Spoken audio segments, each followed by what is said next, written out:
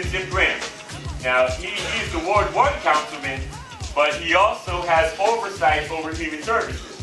So he oversees all the shelters, all the feeding programs, all the housing programs, and so forth. Okay, and Councilman Jim Graham, he's always asking, where are the homeless people? We see the paid advocates coming down from the nonprofits. We see a few of the unpaid advocates like myself and Robert and some folks back here like Valerie, you know, there were two Valeries actually, and Claudette and a few others, O.B. White, let me call them all out here, and we got Greg over here, but they see us go down there, but what they want to see is hundreds of people going down there. When you got the same 10 people going down there all the time, you know, they're like, well, I guess that's not a really big need. I want to first thank Eric for inviting us over and for being the advocate that he has been since I've known him. You know, not many people take on this thankless task. You know, and for all the rest of the panel, you know, for the effort that they put in to what will otherwise probably go unnoticed. Truth be told, it will probably go unnoticed if it's not for people like these guys up here who make sure the council not only know you exist, but also that the council makes sure that when it's divvying up its budget, that you all are included in that. And it's really important. But you know, it's one source that's even more important than the panel. It's one source that's even more important than the advocates. And that's you. That's you. Listen, let me tell y'all something so you're not fooled. The council know when Eric and them coming. They know they're coming. And that's a good thing, because they know that you all going to be represented. But what they don't see is you. They see the advocates, but they don't see you.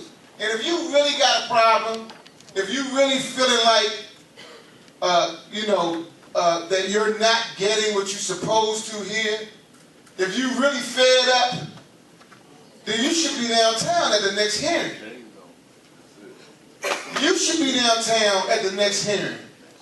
It's really difficult for me when I see people who have concerns and complaints and they're willing to tell them to me on a corner, but they're not willing to get up and get down there the day of the hearing and talk to the people who make these decisions.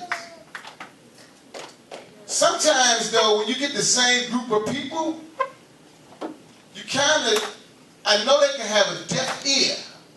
Ain't nothing new. They know what's coming. Here come Eric and them.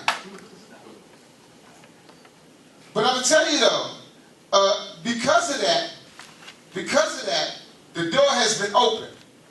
Eric has opened the door, but somebody got to walk in behind him. I'm telling you, man, if nothing changes, nothing changes. If you want something different, you got to do something different. And listen, I'm not trying to preach to y'all, but I'm telling you from the inside. I'm telling you that what generally happens at this council is the people who show up generally get the most. Now, I don't mean most in terms of numbers, money, and all of that, but they get heard. You know, and what generally happens when people get heard, you know, unfortunately, elected officials are elected by numbers. Like whoever wins the most votes, those are numbers. So when they see crowds of people, what they see? Numbers, votes. That's what they see.